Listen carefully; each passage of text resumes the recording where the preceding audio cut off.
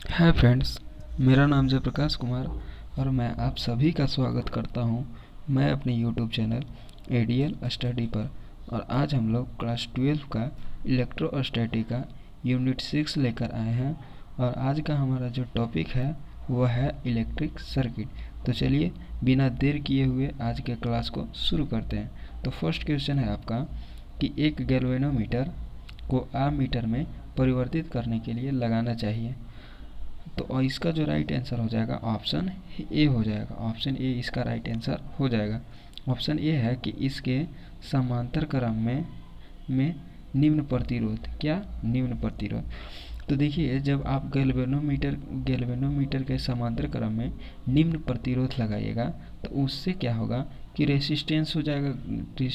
Resistance जो है, प्रतिरोध है, वो घट जाएगा। और रेसिस्टेंस जब घट जाएगा तो धारा को वो जो है कि सही सही रीड कर पाएगा। तो इसके समांतर क्रम में निम्न प्रतिरोध लगाकर जैसे कि गैल्वेनोमीटर को आमीटर में बदला जा सकता है। तो उम्मीद करते हैं कि फर्स्ट क्वेश्चन आपको समझ में आया होगा। अब हम लोग नेक्स्ट क्वेश्चन की ओर चलते हैं।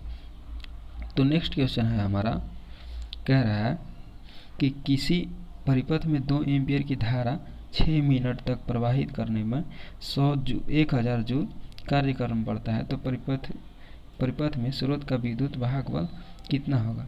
तो देखिए, यहाँ जो होगा आप पढ़े होंगे कि V बराबर होता है W/Q होता है, W/Q होता है। और W आपको कितना है तो 1000, कितना है तो 1000 है। और Q बराबर होता है I और गुने होता है T, IT होता है। अब यहाँ से देखिए तो 1000 हो जाएगा 1000 और I कितना है तो I है 2 और टाइम कितना है तो 6 मिनट। और इसको हम क्या करेंगे सेकंड में बदलेंगे। तो 1 शून्य से 1 शून्य कट जाएगा तो आपका जो आ जाएगा 100/36 दूना के 72 आ जाएगा। तो यहाँ 72 आ जाएगा। और जब इसको आप सोल्व करिएगा तो आ जाएगा 1.38 के लमसम में आएगा, जो कि ऑप्शन नंबर ए में आपको दिख रहा है। तो ऑप्शन ए इसका राइट आंसर हो जाएगा। अब चलिए नेक्स्ट क्वेश्चन की ओर हम लोग बढ़ते हैं। तो नेक्स्ट क्वेश्चन है हमारा, नेक्स्ट क्वेश्चन है कि 12 वोल्ट विद्युत वाहक वाले 4 सर्वसम सेल समांतर क्रम में जुड़े हुए हैं। तो इस संयोजन का परिणामी विद्युत वाहक बल। तो देखिए यहाँ बोल रहा है कि समांतर क्रम में, जब समांतर क्रम में जैसे कि जुड़ता है तो उसका जो विद्युत वाहक बल होता है वो नो चेंज होता है, यानी कि जितना है उतना ही होता है। तो यहाँ पर जो हो जाएगा 12 वोल्ट आपका राइट आंसर हो जाएगा। समांतर क्रम में जैसे कि विद्युत वाहक बल यानी कि जो है जैसे कि ई जो है वह चेंज नहीं होता है। तो आपका जैसे कि 12 वोल्ट यहाँ पर दिया था तो 12 वोल्ट ही रह जाएगा। तो ऑप्शन नंबर बी आपका राइट आंसर हो जाएगा। अब हम लोग नेक्स्ट क्वेश्चन की ओर बढ़ते हैं। तो जैसे कि आपका 4 नंबर क्वेश्चन है कि समान लंबाई तथा एक ही पदार्थ के बने 2 तारों की त्रिज्या R तथा 2R है, तो उनके विशिष्ट प्रतिरोध का अनुपात। तो देखिए, तो होता है इसका जो होता है R बराबर रो L अपॉन होता है A। और इसी को हम लोग बोलते हैं विशिष्ट प्रतिरोध। क्या बोलते हैं? विशिष्ट प्रतिरोध बोलते हैं। और यह जो विशिष्ट प्रतिरोध है यह ना ही तो जैसे कि लंबाई पर डिपेंड करता, ना ही रेसिस्टेंस पर डिपेंड करता है, ना ही लंबाई पर डिपेंड करता है और ना ही एरिया पर निर्भर करता है। तो यह निर्भर करता है सिर्फ और सिर्फ 2 चीज़ पर। एक होता है टेम्परेचर पर और एक होता है जो है नेचर ऑफ सब्सटेंस। यह 2 ही चीज़ पर डिपेंड करता है, एक टेम्परेचर पर और नेचर ऑफ सब्सटेंस पर। तो यहाँ बोल रहा है कि त्रिज्या को R है तथा 2R है, तो इससे उसको कोई मतलब नहीं है। विशिष्ट प्रतिरोध जो है से कि दोनों के लिए क्या रहेगा, समान रहेगा। तो वह जो है से कि 1:1 के रेशियो में रहेगा। तो इसका जो राइट ऑप्शन हो जाएगा ऑप्शन बी हो जाएगा। तो उम्मीद करते हैं कि क्वेश्चन नंबर 4 आपको समझ में आया होगा। अब हम लोग नेक्स्ट क्वेश्चन की ओर बढ़ते हैं। तो नेक्स्ट क्वेश्चन है आपका कि विद्युत वाहक बल जो परिपथ को नियत बनाए रखता है, देखिए विद्युत वाहक बल वह बल है जो विद्युत प्रपथ को नियत बनाए रखता है, तो इसका जो राइट आंसर हो जाएगा ऑप्शन नंबर डी हो जाएगा, विभवांतर। तो उम्मीद करते हैं कि ये भी क्वेश्चन आपको समझ में आया होगा। अब हम लोग नेक्स्ट क्वेश्चन की ओर बढ़ते हैं। देखिए आपका 6 नंबर क्वेश्चन कह रहा है कि 6 वोल्ट एवं 0.5 प्रतिरोध वाले सेल को लघु पथन कर दिया जाता है, तो सिरों में धारा, यानी सिरों में धारा, यहाँ थोड़ा सा टाइपिंग मिस्टेक है, एडजस्ट करिएगा, तो धारा क्या होगा यही पूछ रहा है। तो देखिए आप पढ़े होंगे कि E बराबर होता है V प्लस आई आर होता है, E बराबर V प्लस आई आर। तो जब लघु पतन होता है तो V आपका हो जाता है 0 हो जाता है, तो E बराबर हो जाएगा I गुने R। हमको क्या ज्ञात करना है, तो I ज्ञात करना है, तो I बराबर हो जाएगा E बटा R हो जाएगा। और E आपका कितना है, तो E है 6 और R है आपका 0.5, तो ये चला जाएगा ऊपर, तो हो जाएगा 10 हो जाएगा, और 5 दूना के 10 हो जाएगा, और 6 दूना के हो जाएगा 12 एम्पियर हो जाएगा, 12 एम्पियर हो जाएगा, जो कि ऑप्शन बी में आपको दिख रहा है। तो ऑप्शन बी इसका राइट आंसर हो जाएगा। अब चलिए नेक्स्ट क्वेश्चन की ओर हम लोग बढ़ते हैं। तो नेक्स्ट क्वेश्चन है आपका कि किरचॉफ्स का द्वितीय नियम किसी बंद परिपथ में प्रदर्शित करता है। तो देखिए जो फर्स्ट नियम होता है वो जो होता है आवेश के संरक्षण पर, फर्स्ट जो लॉ होता है किसका, किरचॉफ्स का, वह किस पर बेस होता है, तो वह होता है आवेश के संरक्षण पर। किरचॉफ्स का फर्स्ट लॉ किस पे बेस्ड होता है, तो वह बेस होता है आवेश के संरक्षण के नियम पर। जबकि यहाँ पर बोल रहा है द्वितीय नियम, क्या बोल रहा है, द्वितीय नियम। तो द्वितीय नियम आप जान रहे होंगे कि एनर्जी कंजर्वेशन पर होता है, और उसमें होता है सिग्मा V बराबर होता है आपको 0।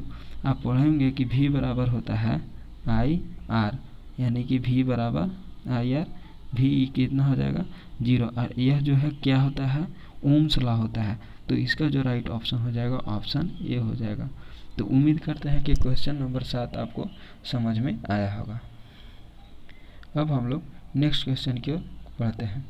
तो नेक्स्ट क्वेश्चन कह रहा है कि एक सेल द्वारा 2 एम्पियर के प्रतिरोध में से 0.9 एम्पियर एवं 7 ओम के प्रतिरोध में से 0.3 एम्पियर की धारा बहती है, तो सेल का आंतरिक प्रतिरोध बोल रहा है कि जैसे यहाँ पर देख लीजिए, जैसे यहाँ पर है एक, मान लिया जाए कि यहाँ पर है 2 ओम है, और इससे कितना धारा प्रवाहित हो रहा है, 0.9 हो रहा है। और एक और है वो कितना हो रहा है, समांतर क्रम में है। तो यहाँ पर जैसे कि यहाँ मान लीजिए 7 ओम है, और इससे कितना प्रवाहित हो रहा है, 0.3 ओम प्रवाहित हो रहा है। और यहाँ से एक बैटरी जुड़ा हुआ है, तो यहाँ जैसे कि एक बैटरी जुड़ा हुआ है, और यहाँ इसका कैची हो जाएगा इंटरनल रेसिस्टेंस हो जाएगा, यानी कि आंतरिक प्रतिरोध हो जाएगा।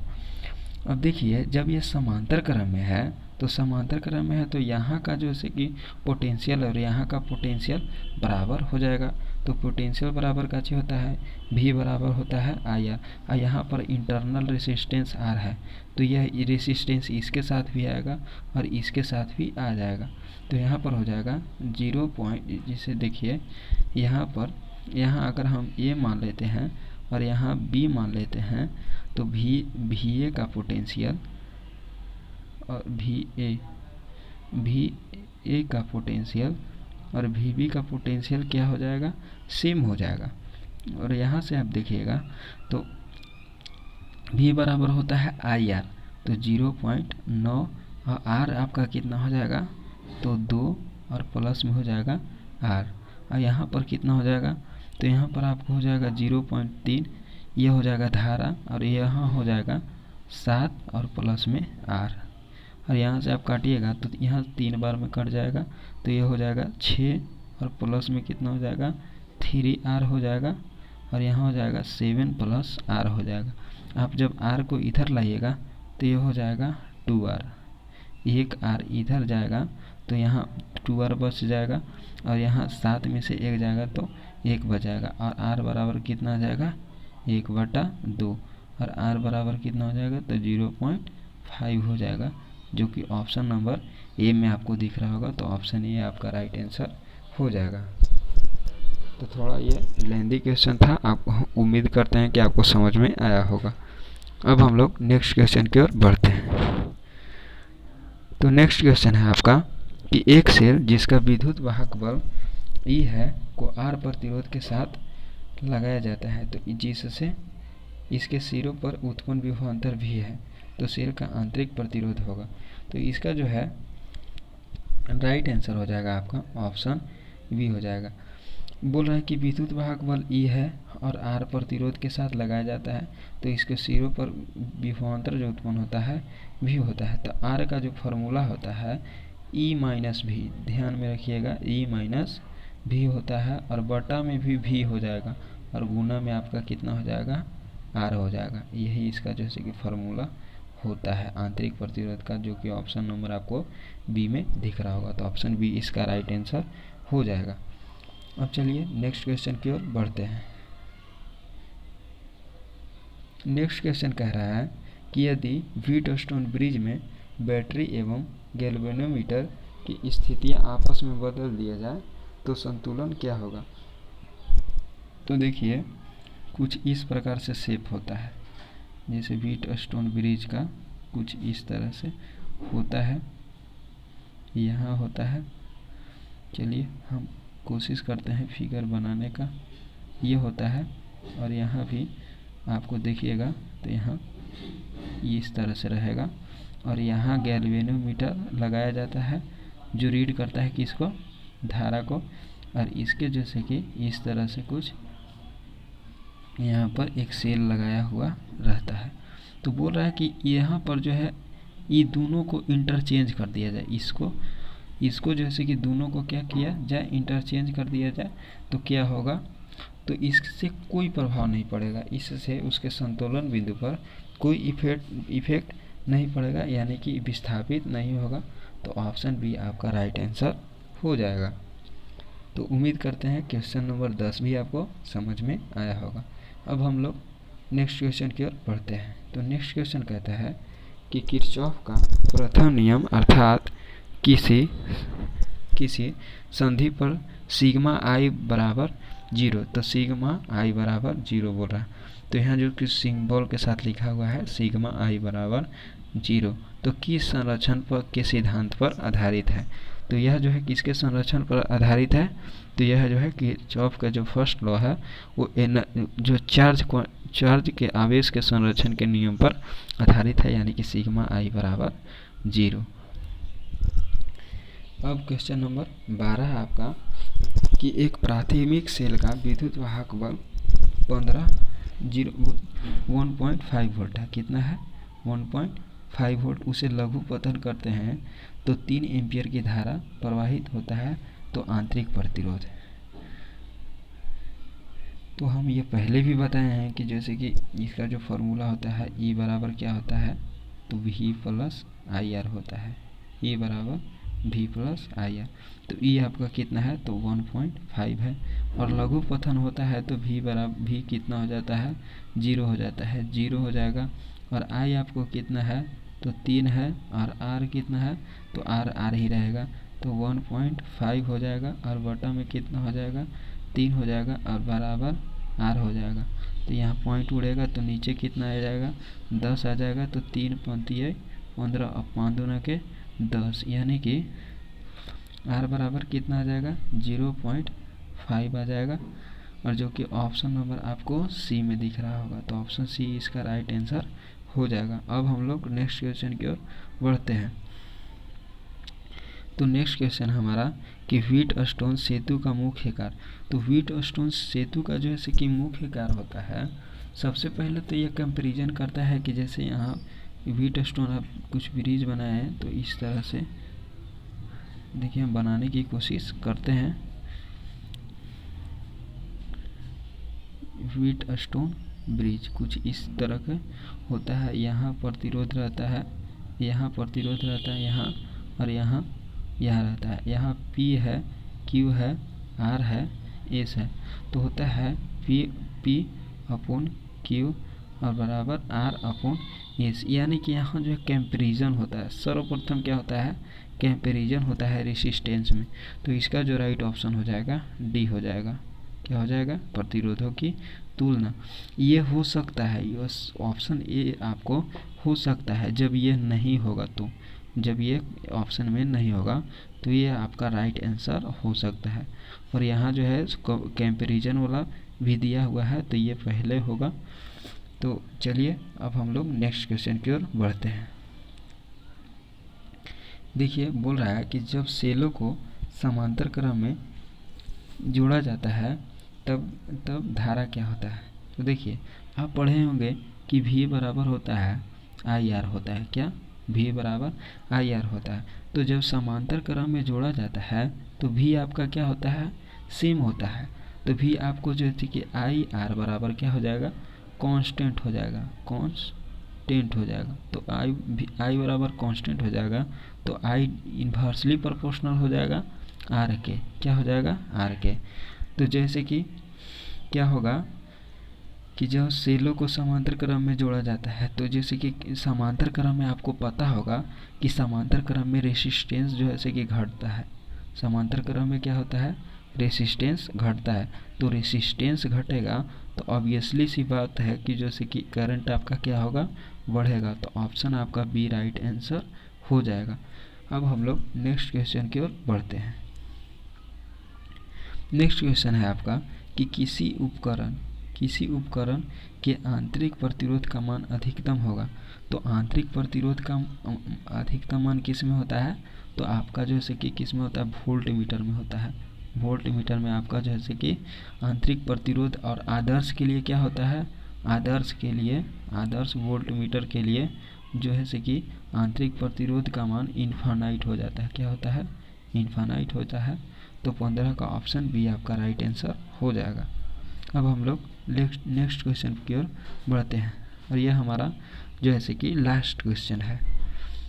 तो कह रहा है कि सेल का आंतरिक प्रतिरोध निर्भर करता है।